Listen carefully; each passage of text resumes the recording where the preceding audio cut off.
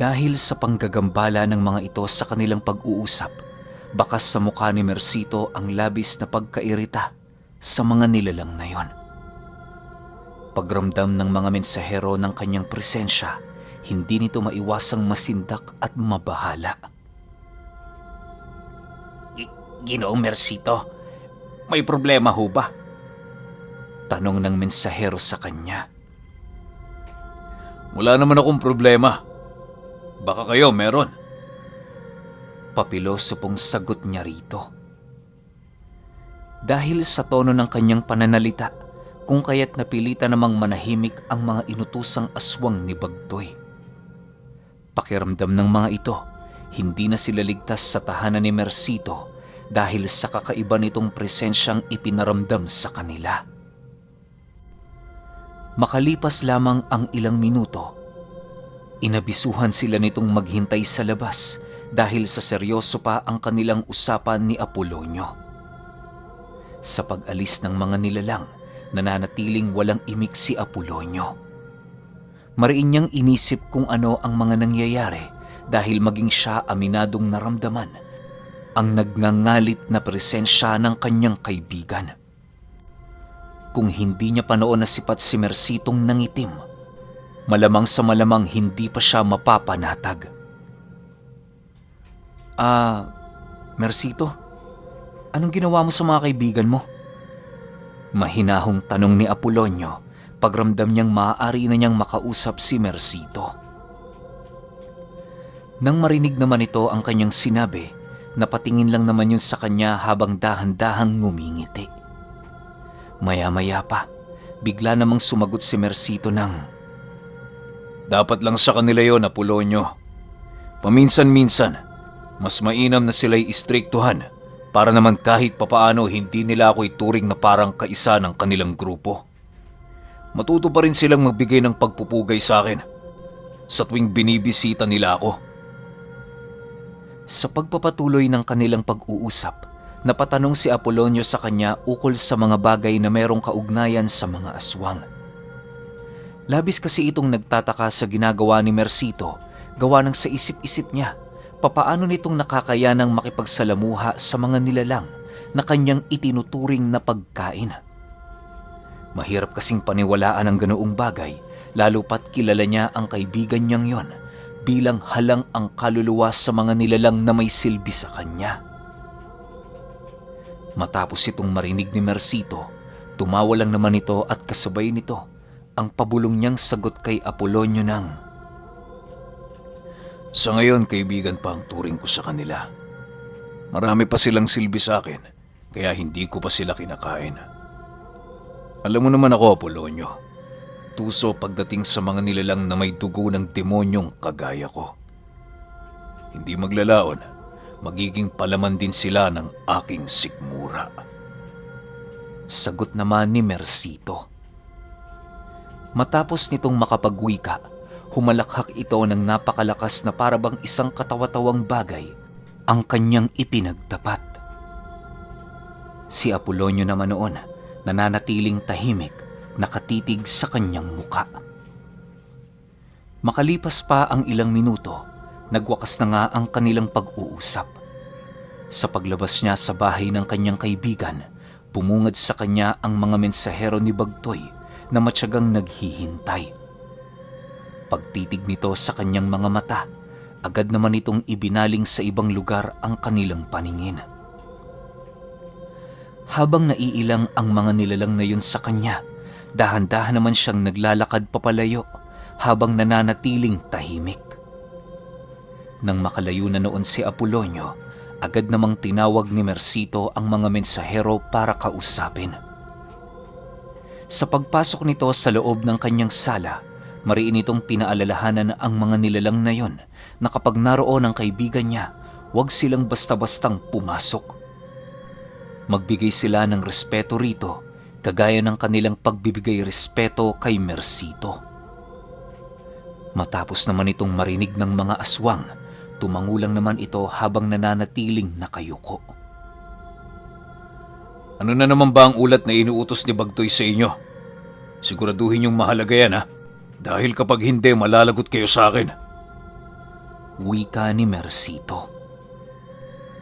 Dahil sa kanyang sinabi, bahagya namang nagsitinginan ang mga mensahero sa bawat isa.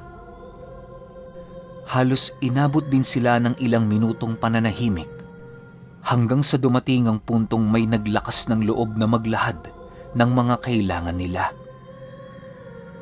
Ayon sa mensaherong kumausap kay Mercito, may nalaman silang ulat ukol sa pagpasok ng isang dayuhang grupo sa lupain ng Josefina. Lahat ng mga ito ay nagtatangan ng mga kakaibang aral sa kadahilan ng karamihan sa kanilang mga tagapagmasid na naging saksi sa mga nilalang na yon ay tuluyang namatay. Wala pa silang ulat na natanggap ukol sa pagkamatay ng mga ito. Gawa ng ang karamihan sa mga aswang na nagsisilbi nilang tagapagmanman ay halos hindi na makilala dahil sa lapnos ng kanilang mga katawan. Dagdag pa ng mensahero, kasalukuyan pa ding nanghihina ang kanilang gabunan dahil sa pinsalang natamo nito sa pinuno ng mga wakwak. Naniniwala din ng mga nilalang na yon, hindi maglalaon mamamatay na din itong si Bagtoy. Matapos itong marinig ni Mercito, tila ba nanumbalik na naman ang tuwa sa kanyang katawan. Kahit naglalaway na noon ang kanyang bunganga, minabuti niyang ito'y tiisin na lamang. Sa pagpapatuloy ng kanilang pag-uusap, inabisuhan naman niya ang mga mensahero na gagawin niya ang lahat para gamutin si Bagtoy. Labis-labis naman ang pasasalamat ng mga ito dahil kahit papaano nararamdaman din nila ang pag-aasam ni Mercito na sa kanila'y makatulong. Subalit lingid sa kaalaman ng mga nilalang na yon na ang lahat ng mga katagang kanilang narinig ay pawang pagpapakitang tao lamang ng hamong. Hindi nila inaasahan na sa kabila ng pag-aalala at maamong mukha ni Mercito, meron pala yung karumal-dumal na plano na ikinukubli. Kinagabihan noong araw na yon, nagpasya siyang tumungo sa bahay ni Bagtoy. Dala-dala niya noon ang katawan ng saging sa kanyang likod na merong nakabalot na isang malakas na sabulag. Kampante naman si Mercito na hindi ito maaamoy ng mga aswang ni Bagtoy, lalo pat matagal na niyang bistado ang kakayahan ng mga ito. Sa pagdating niya sa bahay ng gabunan, kagaya ng inaasahan naging bulag ang mga ito sa bagay na kanyang daladala. Kahit harap-harapan niya yung pinapasan, tila ba wala itong nakikita. Nang madaanan na niya ang mga bantay ni Bagtoy, dahan-dahan naman niyang hinila ang katawan ng saging patungo sa kinaroroonan nito. Sa pagsilay niya sa katawan ni Bagtoy na halos hindi na makagalaw, walang pagdadalawang isip naman niya yung nilapitan habang binabalutan ng mga usal. Ang ginagawa noon ni Mercito, pinapatulog ang kaluluwa nito upang wala yung maramdamang sakit sa oras na maisakatuparan na niya ang kanyang plano. Sa pagpapatuloy ng kanyang ginagawang paghihipo sa katawan nito, dahan-dahan naman niya yung binubulungan ukol sa mga bagay na nais niyang mangyari. Sayang ka, Bagtoy. Isa ka pa namang tapat na tauhan. Kung malakas ka lang sana, hindi pa kita kakainin. Pero anong magagawa ko? Pabigat ka na sa uri mo. Siguro, mas mainam na magpahinga ka na habang hindi ka pa naghihirap ng gusto. Paalam, kaibigan. Ang mga araw at buwang na pagsamahan natin, habang buhay ko yung aalalahanin. Bulong ni Mercito sa tenga ni Bagtoy. Matapos niya yung mailahad, doon na niya inumpisahan ang pagtarak ng kanyang matatalas na kuko sa dibdib nito. Habang ginagawa niya ang bagay na yon, wala namang nagagawa si Bagtoy kundi ang umunat habang pilit na nilalabanan ang sakit na kanyang nararamdaman. Patay na noon ang kanyang katawan pero nakapagtatakang nagagawa pa rin itong kilalanin ang sakit na ibinigay ni Mercito. Makalipas pa ang ilang minuto, hindi naglaon tuluyan na ding nawala ng buhay si Bagtoy. Sa huling hininga nito, Ipinasa niya yun sa katawan ng puno ng saging, kalakip ang mga usal na maghapon niyang pinaghandaan. Sa isang iglap, nagbago ang saging na yon, na halos kisap mata lamang ang pagitan ng magaya ang wangis nito sa anyo ni Bagtoy. Nang maisakatuparan na ni Mercito ang kanyang nais, nagpasya siyang talian yon ng baging at ilagay sa kanyang likod, kung saan yun din ang kanyang pinaglagyan ng katawan ng saging. Bago niya inayos ang sabulag kay Bagtoy, sinigurado muna niyang hindi maaamoy ang saging na ipinalit sa katawan nito. Matapos niyang maisakatuparan ang kanyang mga nais, paisa-isa naman niyang tinawag ang mga bantay ng bahay. Ang unang nakarating sa lugar, yun din ang kanyang binahagian ng mga huling mensahe ng kanyang kaibigan. Ang mensaheng ibinahagi noon ni Bagtoy ay ang tungkol sa pagpapatuloy ng paninilbihan ng angka na yon sa ilalim ng kanyang puder. Kahit si Mercito ang kanilang susundin, pipili pa rin sila ng pinuno ng kanilang angkan upang kapag wala ang hamong, yon ang magpapanatili ng kaayusan sa lugar. Sa pagkalat ng balitang yon sa kabuoang angka ni Bagtoy, ni isa sa mga ito walang nakatunog sa kanyang masamang binabalak. Noon ding gabi, inilibing ang bangkay ng gabunan sa kadahilan ng hindi naniniwala ang kanilang angkan ukol sa proseso ng lamay. Wala namang lamay na nagaganap sa ibang uri, kung kaya't baliwala rin kung susundin nila ang ganoong paniniwala. Makalipas ang gabing yon, nagbago ang pamumuno sa kanilang angkan. Mas lalong humigpit ang mga alituntunin at trabaho doon dahil sa bagong pinuno na itinalaga ni Mercito. Ang nilalang na binigyan niya noon ng kapangyarihan ay halos kalapit lamang ng kanyang pag-uugali. Mahigpit at tuso din ang aswang na yon na siya namang labis niyang ikinatuwa. Mas lalo kasing nasisiyahan si Mercito kapag gano'n ang pag-uugali ng pinuno ng angkang kanyang gagawing pagkain. Alam niyo ba, na ayon kay Apolonio, nabibigyan ng napakasarap na pakiramdam itong si Mercito kapag nakakapatay ito ng aswang na merong halang na kaluluwa.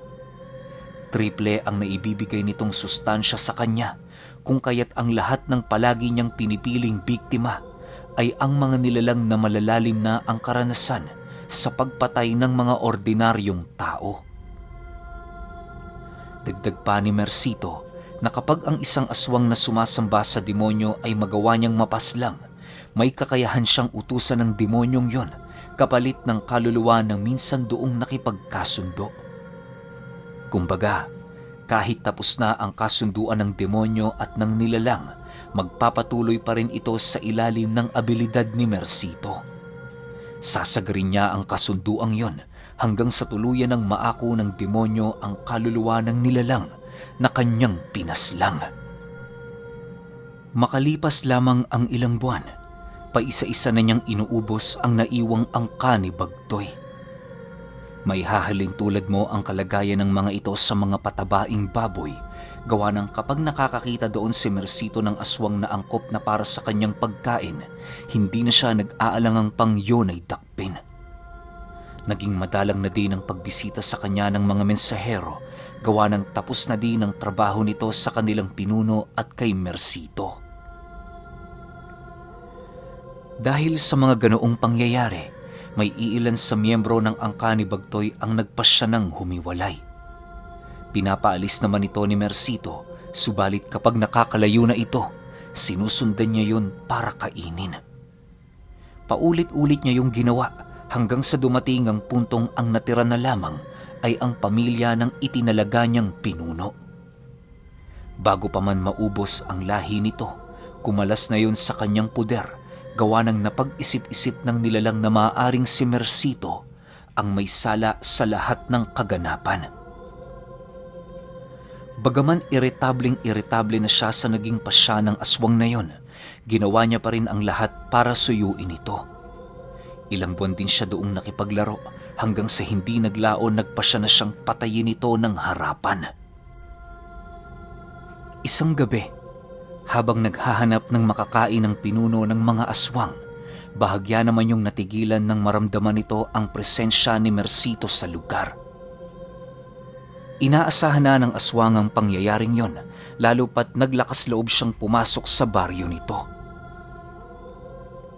Sa pagsilay ng aswang sa daan, tumambad sa kanya si Mercito na nakatayo, bitbit ang isang bayong at sundang.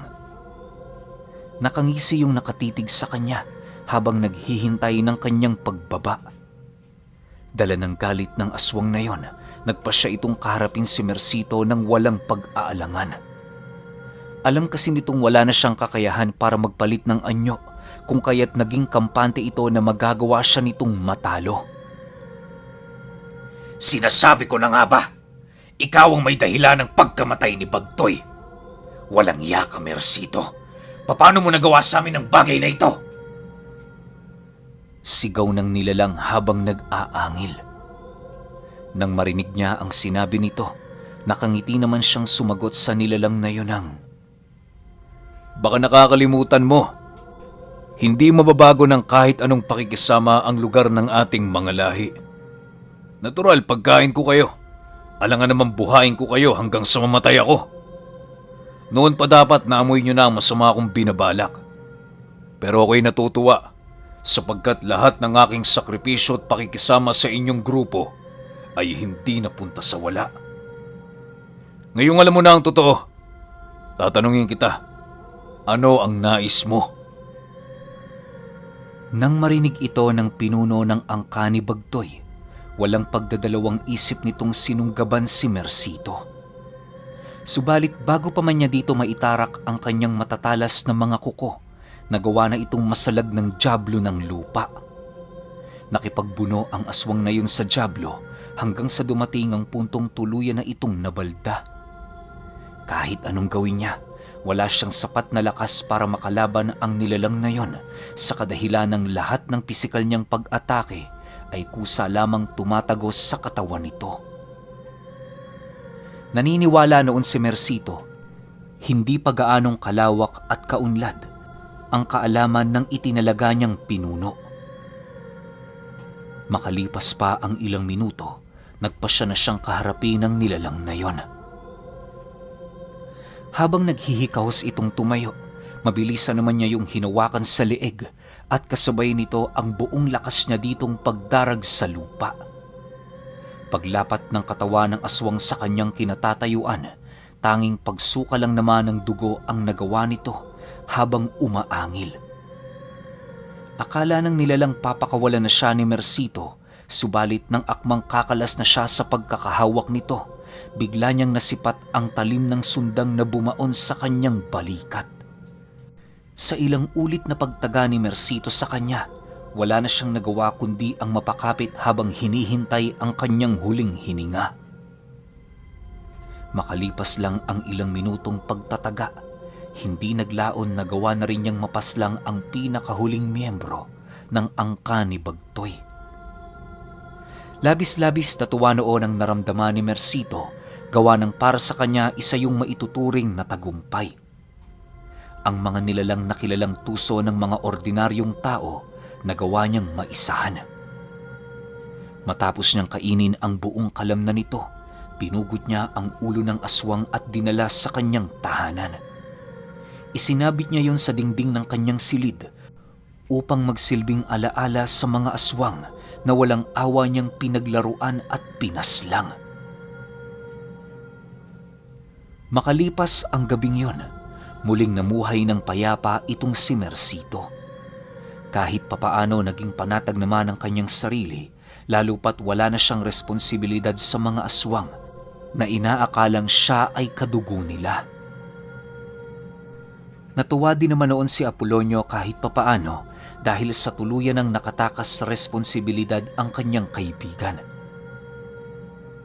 Sa paglipas ng mga araw at buwan, naging abala si Mercito sa bukid kasama ng kanyang kaibigan.